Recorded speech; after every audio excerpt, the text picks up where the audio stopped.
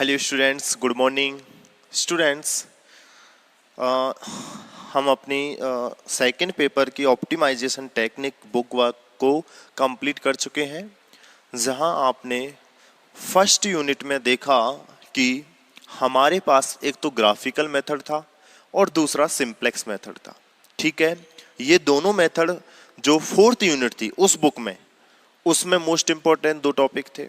इसके बाद जो फिफ्थ यूनिट थी उसमें दो मोस्ट इंपॉर्टेंट टॉपिक थे, एक तो ड्यूलिटी अर्थात द्वैतता और दूसरा असाइनमेंट प्रॉब्लम नियतन समस्या। इन पे हम बहुत ही बारीकी से अध्ययन कर चुके हैं, यानी कि सेकंड पेपर का हम एक तरह से अगर मैं कहूँ तो 50% सिलेबस कवर कर चुके हैं। ठीक है, और ये जो बुक मैंने अभी कंप्लीट करवाई है optimization technique, I am sure कि इस सेकंड पेपर में यही एक बुक है जो आपको सबसे ज़्यादा नंबर प्रोवाइड करवाएगी। ठीक है, अगर आपने इस बुक को अच्छे से पढ़ लिया, क्योंकि कुछ नहीं है, जैसा आपने देखा ड्यूलिटी प्रॉब्लम है, कुछ नहीं है, असाइनमेंट प्रॉब्लम है, कुछ नहीं है। बस आपको अपनी एक्सरसाइज रखनी है, आपको अपनी प्रैक्टिस रखनी है, आपको उन पे कमांड रखनी है कि किस तरीके से आप उन प्रॉब्लम पे ज़्यादा से ज़्यादा वर्क करें, ताकि जो एग्ज़ाम में उन क्वेश्चन की गलत होने की कोई भी किसी भी तरह की पॉसिबिलिटी ना रहे। सिंप्लेक्स मेथड है जहां आपने देखा कि 3 से ज़्यादा तो कहीं आई थिंक कहीं बन ही नहीं रही है टेबल। ठीक है, उसके पहले आपका ग्राफिकल मेथड था, उसमें भी कोई इश्यू नहीं है। यानी कि एक तरह से अगर मैं देखूं तो इसमें नंबर अचीव करना बहुत ईजी है कंपैरिजन टू मैथमेटिकल स्टैटिस्टिकल, जो कि उस सेकंड पेपर का फर्स्ट तो था ऑप्टिमाइजेशन टेक्निक जिसमें आपने 2 यूनिट कवर की, लेकिन ये 2 यूनिट ही इतनी मोस्ट इंपॉर्टेंट है, आपको सबसे ज़्यादा नंबर प्रोवाइड करवा देगी। इसके बाद में मैथमेटिकल स्टैटिस्टिक्स थी जिसमें 3 यूनिट है। ठीक है, ये आपको 11th-12th का ही एक तरह से सिलेबस है, थोड़ा सा एक्सपेंशन रूप है जिसको आपको सत्येंद्र सर करवाएंगे। ठीक है, लेकिन ये जो दो टॉपिक, मतलब कि जो ऑप्टिमाइजेशन टेक्निक में जो 2 यूनिट थी वो आपको सबसे ज़्यादा नंबर प्रोवाइड कराएंगे, बशर्ते आप उसको पर कमांड कर लें। ठीक है, तो आज हम बात करने वाले हैं अपने पेपर नंबर फर्स्ट के अगली 2 यूनिट 4th and 5th, यानी कि which is complex analysis. Complex analysis अर्थात सम्मिश्र विश्लेषण। सम्मिश्र विश्लेषण, सम्मिश्र विश्लेषण एक आपकी पूरी बुक है जिसमें आपको वही 2 यूनिट कवर करनी है। ये भी बहुत ही इंपॉर्टेंट है। अगर आप आगे भी मैथमेटिक्स में अपना स्कोप रखना चाहते हैं तो कॉम्प्लेक्स एनालिसिस जो है, इसमें आप देख रहे हैं कि इस फर्स्ट पेपर में आपकी दोनों ही मोस्ट इंपॉर्टेंट बुक है। पहली है लीनियर एल्जेब्रा अर्थात रैखिक बीजावली, जिसको आपको सर करवाएंगे ही, और दूसरी जो बुक है वो है कॉम्प्लेक्स एनालिसिस अर्थात सम्मिश्र विश्लेषण। सम्मिश्र विश्लेषण, इसमें आपकी 3 यूनिट है और इसमें आपकी हैं 2 यूनिट। पूरी बुक में आपकी 2 यूनिट है, इसमें पूरी बुक में 3 यूनिट है। ठीक है, अब कॉम्प्लेक्स एनालिसिस मैं आपको पढ़ाने वाला हूं, और कॉम्प्लेक्स एनालिसिस में आपके जो हैं वो 5 चैप्टर हैं, first, second, third, 4th and 5th। ये 5 चैप्टर हैं। पहला है कॉम्प्लेक्स नंबर अर्थात सम्मिश्र संख्याएं। सम्मिश्र संख्याएं, कॉम्प्लेक्स नंबर पहला चैप्टर है। दूसरा है सेट्स इन कॉम्प्लेक्स प्लेन अर्थात सम्मिश्र समतल में, सम्मिश्र समतल में समुच्च। तीसरा चैप्टर है आपका complex function, limit and continuity, अर्थात सम्मिश्र फलन, लिमिट यानी कि सीमा, और कंटिन्यूटी यानी कि सातत्यता। चौथे चैप्टर में आपके पास में है कॉम्प्लेक्स डिफरेंशिएशन। कॉम्प्लेक्स डिफरेंशिएशन अर्थात सम्मिश्र अवकलन। और आपके पांचवें जो चैप्टर में है वो है कन्फॉर्मल मैपिंग, अर्थात अनुकोण प्रतिचित्रण। अनुकोण प्रतिचित्रण, ये आपके कॉम्प्लेक्स एनालिसिस वाली बुक में 5 चैप्टर हैं, जहां पर स्टूडेंट्स हम इन 4 चैप्टरों में पढ़ने वाले हैं अपनी यूनिट नंबर 4 इन चारों चैप्टर में। और ये 5th चैप्टर ओनली कवर करता है आपका यूनिट नंबर 5 को, ठीक है। ये 4 चैप्टर आपको यूनिट नंबर 4 कवर करेंगे। ये 5वां जो एक फाइनल चैप्टर होगा वो आपको यूनिट नंबर कंप्लीट 5th को कवर करने वाला है। और एक तरह से स्टूडेंट्स, मैं फिर कह रहा हूं, मैथमेटिक्स में अगर आपको आगे स्कोप रखना है तो कॉम्प्लेक्स एनालिसिस में इन 2 टॉपिक्स का मोस्ट इंपॉर्टेंट रोल है, complex differentiation and conformal mapping. कहने का मतलब ये हुआ कि इस यूनिट में जो मोस्ट इंपॉर्टेंट क्वेश्चन पूछे जाते हैं मोस्टली वो 4th यूनिट में इस चैप्टर से और 5th यूनिट में इस चैप्टर से पूछे जाते हैं। लेकिन हम कहते हैं स्टूडेंट्स कि जब कभी भी हम कोई भी चीज़ तैयार कर रहे हैं तो उसका आधार बहुत मजबूत होना चाहिए। अगर आधार मजबूत नहीं है तो फिर उसके ऊपर कुछ भी बिल्डअप कर पाना थोड़ा मुश्किल हो जाता है ना। इसका मतलब ये हुआ कि जो ये शुरू के 3 चैप्टर हैं ये भी अपना एक मोस्ट इम्पॉर्टेंट रोल प्ले करते हैं, बहुत इम्पॉर्टेंट रोल प्ले करते हैं ये तीनों ही चैप्टर, क्योंकि ये आपके पास में एक बेसिक इन्फॉर्मेशन है। क्योंकि आई थिंक कि आप सम्मिश्र विश्लेषण कॉम्प्लेक्स एनालिसिस पहली बार पढ़ रहे हैं, आई एम श्योर, एंड यहाँ पे भी आप complex number, sets in complex plane and complex function, limit and continuity, ये सारी चीजें आपके लिए नई है, ठीक है। तो इनके बारे में पहले हम अपने आधार को मजबूत करेंगे इन तीनों चैप्टर के बारे में पढ़ के।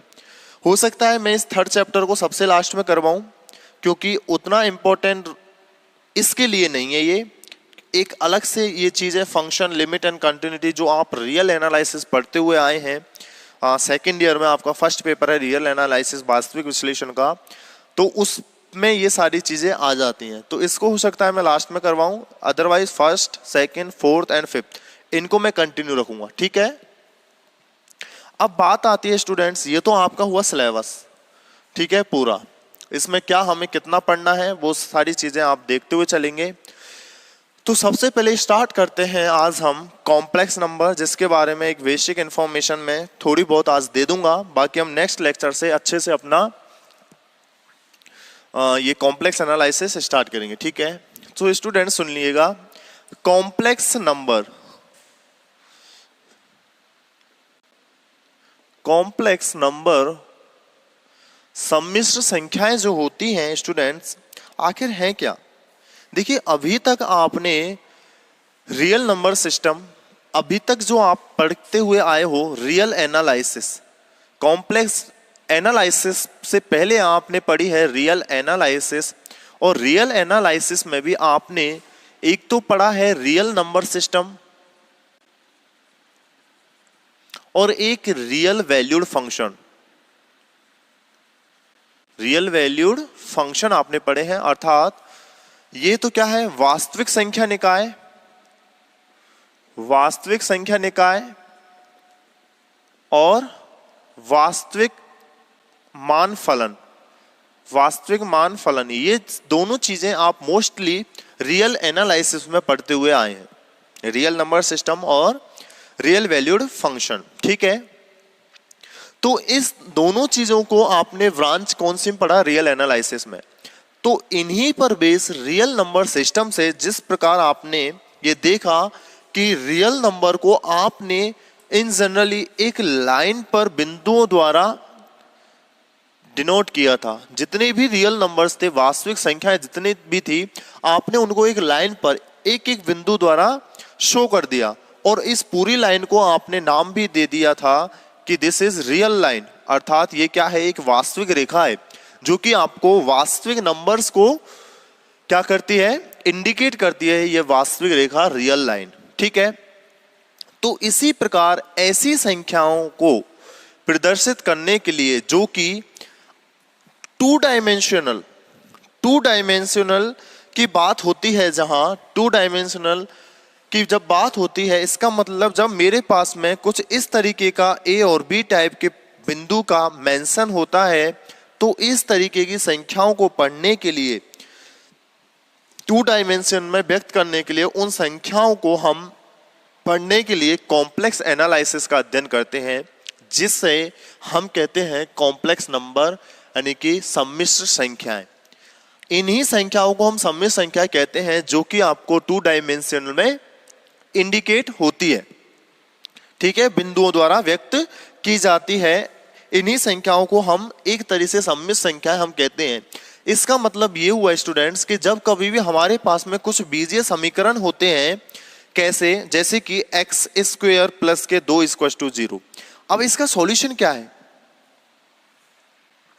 देखिए, अगर आपके पास में एक्स स्क्वायर माइनस 4 = 0 होता है, तब तो आप कर देते हो x माइनस के 2 एंड x प्लस के 2 = 0, यानी कि x की वैल्यू 2 और -2।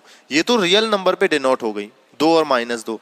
लेकिन एक्स स्क्वायर प्लस 2 = 0, यानी कि एक्स स्क्वायर = माइनस के 2, यानी कि x = प्लस माइनस के √2। अब इस संख्या को आप कहाँ डिनोट करोगे?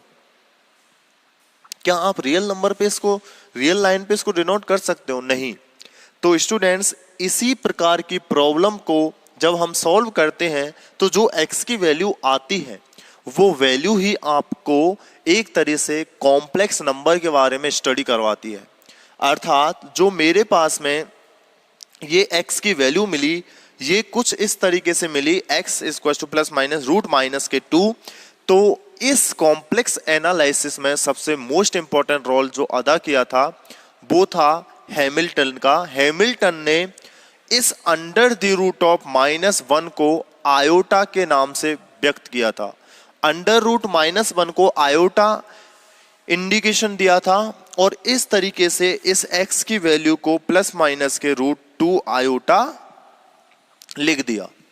अर्थात ऐसे बीजीय समीकरण जो कि रियल कोफिशिएंट अर्थात वास्तविक गुणांकों के साथ में होते हैं, उनके इस तरीके के सॉल्यूशन को हैमिल्टन ने इस आयोटा के साथ में इंडिकेशन को देते हुए दिया था। और इन्हीं संख्याओं को हम कहते हैं कॉम्प्लेक्स नंबर, सम्मिश्र संख्याएं। अर्थात वे संख्याएं जो इस आयोटा के रूप में व्यक्त की जाती हैं, वो हमारी सम्मिश्र संख्याएं कहलाती हैं। इसके बाद बहुत सारे मैथमेटिशियन आए, जैसे कॉशी था,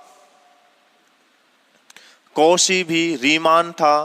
तो ये जो कॉशी और रीमान, इन दोनों ने भी कॉम्प्लेक्स एनालिसिस के अंदर अपना बहुत ही इंपॉर्टेंट रोल प्ले किया था। इन्होंने कॉम्प्लेक्स एनालिसिस में हम स्टूडेंट्स एक चीज पढ़ेंगे, एनालिटिक फंक्शन। हम एक एनालिटिक फंक्शन अर्थात विश्लेषिक फलन, इस विश्लेषिक फलन के लिए कॉशी और रीमान ने अपना मोस्ट इंपॉर्टेंट रोल प्ले किया था। ये विश्लेषिक फलन भी इस सम्मिश्र विश्लेषण का एक मोस्ट इंपॉर्टेंट टॉपिक है, जो कि हर तरह की एग्जाम में इस पर बेस्ड क्वेश्चन पूछा जाता है, चाहे वो बीएससी हो, एमएससी हो, पीएचडी हो, नेट हो, कुछ भी हो, आरपीएससी हो, विश्लेषिक फलन पर क्वेश्चन पूछे ही जाते हैं। ठीक है, तो इन पर जो रोल प्ले किया था वो था कॉशी और रीमान का। तो इस तरीके से ये एक सम्मिश्र जो विश्लेषण है, वो एक तरह से स्टूडेंट्स हमारी जो वास्तविक विश्लेषण अर्थात जो रियल एनालिसिस बुक है, उसको एक्सपेंड करती हुई बताती है। अर्थात हमारे पास में अभी तक हमने रियल लाइन को पढ़ा था, जहां पे हमने एक बिंदु को एक रियल लाइन पर इंडिकेट कर दिया था, डिनोट कर दिया था। लेकिन उसी को एक्सपेंड करते हुए जब हम 2 डायमेंशनल में बात करते हैं तो उस बिंदु को इंडिकेट करने के लिए इस रियल एनालिसिस को एक्सपेंशन करते हुए हैमिल्टन और आयलर ने इसका एक्सपेंशन करते हुए सम्मिश्र अर्थात कॉम्प्लेक्स एनालिसिस, सम्मिश्र विश्लेषण को दिया। ठीक है, तो ये एक बेसिक इंफॉर्मेशन थी कि आखिर सम्मिश्र एनालिसिस जो है, सम्मिश्र विश्लेषण है, उसकी कहाँ जरूरत पड़ी। तो जो इस तरीके की एक वास्तविक गुणांकों वाली, वास्तविक संख्या गुणांकों वाली जो भी समीकरण, बीजीय समीकरण होती है, उनके सॉल्यूशन के लिए ये iota most important role play कर रहेगा, जो कि एक सम्मिश्र संख्या को इंडिकेट करता है। ठीक है, तो स्टूडेंट्स अब बात करते हैं कि आखिर सम्मिश्र संख्या होती क्या है। तो देखिएगा, सम्मिश्र संख्या, सम्मिश्र संख्याएं, सम्मिश्र संख्याएं स्टूडेंट्स इन जनरली जेड से डिनोट की जाती हैं, Z equal to X plus iota Y. इस तरीके से ये सम्मिश्र संख्या डिनोट की जाती है, जहां दोनों एक्स और वाई दोनों ही क्या हैं, वास्तविक संख्याएं, दोनों ही वास्तविक संख्याएं हैं, है ना। अर्थात x and y both are belonging to R, real numbers में दोनों बिलोंग करती हैं। तो z equal to X plus iota Y के रूप की सभी संख्याएं सम्मिश्र संख्याएं कहलाती हैं। सभी संख्याएं सम्मिश्र संख्या कहलाती हैं, जहां x और y जो है वो दोनों वास्तविक संख्याएं, रियल नंबर होती हैं, तथा जो x होती है वह सम्मिश्र संख्या के वास्तविक भाग को डिनोट करता है, वास्तविक भाग को डिनोट करता है, जबकि y जो होता है वो इस सम्मिश्र संख्या के काल्पनिक भाग को डिनोट करता है। काल्पनिक भाग क्यों? क्योंकि ये जो y है वो इस आयोटा का क्या है, कोफिशिएंट है। इसलिए ये सम्मिश्र संख्या z इक्वल टू, इसलिए z में x जो है वो वास्तविक भाग होगा और y जो है वो काल्पनिक भाग होगा, जिनको हम x जो है इसको हम लिखते हैं रियल पार्ट ऑफ z, इस तरह से डिनोट करते हैं REZ, मतलब कि real part of z, and y is denoted by IM of z, यानी कि इमेजिनरी पार्ट ऑफ z, अर्थात काल्पनिक। रियल मतलब वास्तविक भाग एंड इमेजिनरी यानी कि काल्पनिक भाग। तो इस तरीके से जब मेरे पास में z equal to X plus के आयोटा y एक सम्मिश्र संख्या होती है, तो वहां x जो होता है वो उस z का होता है रियल पार्ट, जबकि y जो होता है वो z का होता है इमेजिनरी पार्ट, अर्थात वास्तविक भाग और काल्पनिक भाग। इस तरीके से स्टूडेंट्स अगर मैं बात कहूं तो जो सम्मिश्र संख्या होती है, सम्मिश्र संख्या होती है एक तरह से वास्तविक संख्याओं का ही क्या है, एक वास्तविक संख्या का ही एक क्रमित युग्म है, क्रमित युग्म है। कैसे क्रमित युग्म? कैसे? देखिए, दोनों ही x और y जो हैं वो दोनों ही कहां से हैं, रियल नंबर से है, रियल नंबर से है ना दोनों, यानी कि दोनों ही वास्तविक संख्याओं का ही एक क्रमित युग्म है। कहने का मतलब ये हुआ कि जो z होता है x प्लस के आयोटा y, इसको हम एक बिंदु x, y से भी डिनोट करते हैं। क्रमित युग्म मतलब कि दिस इज ऑर्डर्ड पेयर। क्रमित युग्म यानी कि जब आपके पास में कोई भी सम्मिश्र संख्या होगी z is equal to X plus iota y type की, तो इसको आप ऑर्डर्ड पेयर के फॉर्मेट में x, y भी लिख सकते हैं, जहां आप ये देखते हैं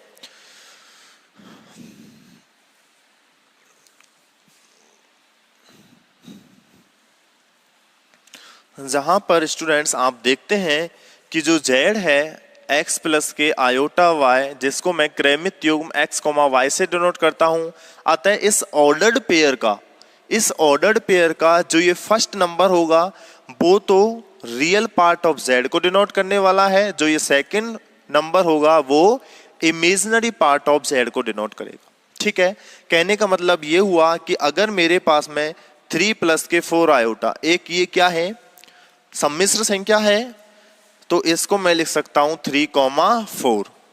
ठीक है, जैसे कि मेरे पास में है ओनली 7 आयोटा, तो 7 आयोटा मतलब 0,7, क्योंकि जो इसका रियल पार्ट है आयोटा के संग वाला पार्ट होगा इमेजिनरी पार्ट, यानी कि this is second component, and जो 0 है वो है इसका फर्स्ट कंपोनेंट, यानी कि दिस इज 0,7, यानी कि इसको ऑर्डर्ड पेयर में इस तरीके से लिख सकते हैं। अगर मेरे पास में ओनली जैसे है 1, तो 1 को मैं क्या लिखूंगा 1,0, यानी कि यहाँ पे इसका जो इमेजिनरी पार्ट है ये भी एक क्या है कॉम्प्लेक्स नंबर है, सम्मिश्र संख्या है, जिसको मैं 1,0 के फॉर्मेट में लिखता हूं। इसी प्रकार अगर मेरे पास में होगा रूट -2, तो रूट -2 को क्या लिखता हूं मैं स्टूडेंट्स, रूट -2 को क्या लिखूंगा (√-2,0) नहीं, (√-1) की वैल्यू क्या होती है, (√-1) की वैल्यू होती है आयोटा, यानी कि ये क्या है √2 आयोटा, ये संख्या है √2 आयोटा, यानी कि ये कैसे लिखी जाएगी 0,√2, क्योंकि ये भी एक सम्मिश्र संख्या है जहां इसका इमेजिनरी पार्ट क्या है √2, क्योंकि इमेजिनरी पार्ट क्या होता है आयोटा का कोफिशिएंट, आयोटा कोफिशिएंट है √2, तो ये √2 लिख दिया, और जो रियल पार्ट है रियल पार्ट ऑफ z वो क्या है 0, जो कि x का कोफिशिएंट यानी x खुद होता है, तो x क्या है 0। तो इस तरीके से हम सम्मिश्र संख्याओं को ऑर्डर्ड पेयर में भी लिख सकते हैं, ठीक है। अब स्टूडेंट्स अगर मेरे पास में z = x प्लस के आयोटा y है, तो यहां यदि x की वैल्यू 0 है, x की वैल्यू 0 है, तब जो z होगा वो होगा विशुद्ध काल्पनिक संख्या, विशुद्ध काल्पनिक संख्या। विशुद्ध काल्पनिक क्यों? क्योंकि अगर x की वैल्यू 0 है तो z क्या होता है आयोटा y, z होगा आयोटा y, x की वैल्यू 0 तो z आयोटा y, यानी कि ये क्या हो गया एक काल्पनिक, आयोटा y क्या होता है काल्पनिक भाग, तो ये हो जाएगी एक विशुद्ध काल्पनिक संख्या। और अगर y की वैल्यू 0 होती है तो z क्या हो जाएगा x, जो कि होता है विशुद्ध वास्तविक संख्या। क्योंकि स्टूडेंट्स हमने कहा था कि जो रियल नंबर होते हैं, इन रियल नंबर अर्थात वास्तविक संख्याओं को हमने एक्सपेंड करके लिख दिया कॉम्प्लेक्स नंबर के फॉर्मेट में, कॉम्प्लेक्स नंबर, ठीक है। रियल नंबर एक तरह से अगर मैं कहूं कि जो रियल नंबर का सेट होता है वो कॉम्प्लेक्स नंबर के सेट का सबसेट होता है, यानी कि जो रियल नंबर होता है R is subset of complex number C। क्योंकि अब जो अभी तक आप ये मान के चल रहे थे कि जो रियल नंबर का सेट होता है, जो रियल नंबर समुच्चय होता है वो सबसे बड़ा समुच्चय होता है, जहां आप ये देखते होंगे कि natural number is also set of real number, rational number is also set of real number, irrational number is also set of real number. यानी कि अभी तक आप ये पढ़ते हुए आए हुए हैं कि रियल नंबर सबसे बड़ा क्या है एक सेट है, लेकिन स्टूडेंट्स कॉम्प्लेक्स एनालिसिस आते ही हमने बता दिया कि ये रियल नंबर भी इस कॉम्प्लेक्स नंबर का सबसेट है, यानी कि सबसे बड़ा जो सेट हुआ वो हुआ कॉम्प्लेक्स नंबर का सेट, जो कि रियल नंबर को भी अपने अंदर रख रहा है। क्योंकि z क्या होता है x प्लस आयोटा y, अगर y 0 हुआ तो z = x, z = x मतलब वही रियल नंबर, तो इसलिए इसको कह दिया विशुद्ध वास्तविक संख्या। और अगर x = 0 है तो z आयोटा y, यानी कि ये कंप्लीटली काल्पनिक संख्या हो जाती है। तो इस तरीके से जो ये C है वो सबसे बड़ा क्या हुआ एक सेट हुआ नंबर्स का। कौन से नंबर्स का? सम्मिश्र संख्याओं का, कॉम्प्लेक्स नंबर्स का, ठीक है।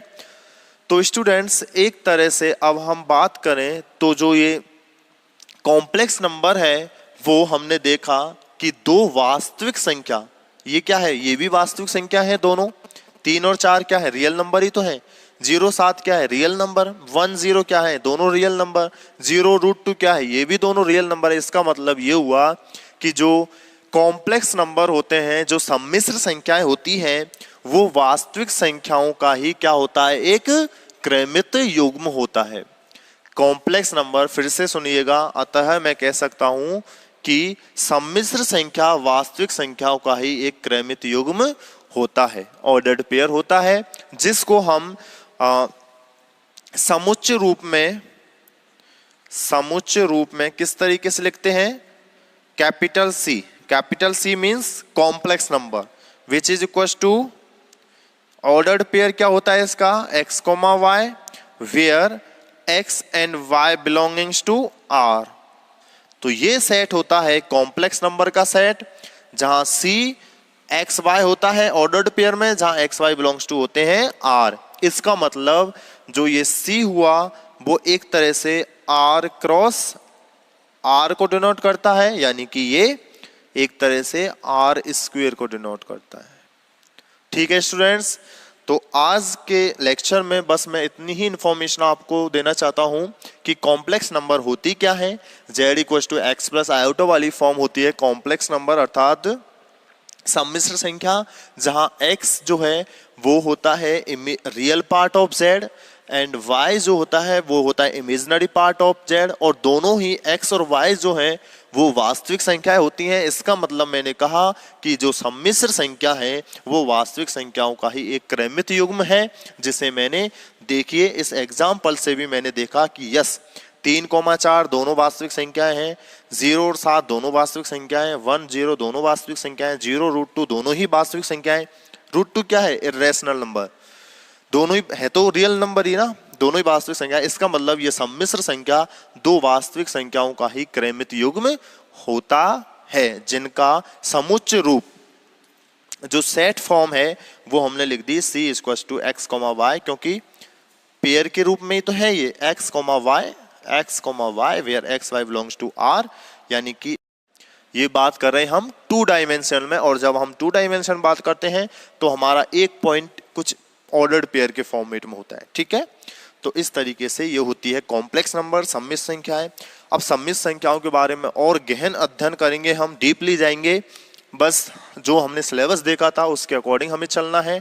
और मैं कहूँगा कि स्टूडेंट्स ऑप्टिमाइजेशन टेक्निक में अगर आपको कोई भी प्रॉब्लम आ रही है तो आप जो संस्था प्रधान है उनको इन्फॉर्म कीजिए, क्योंकि वही कुछ जो भी डिस्कशन मेरे साथ करेंगे या फिर आप लोगों के साथ करेंगे वही सब कुछ कर सकते हैं।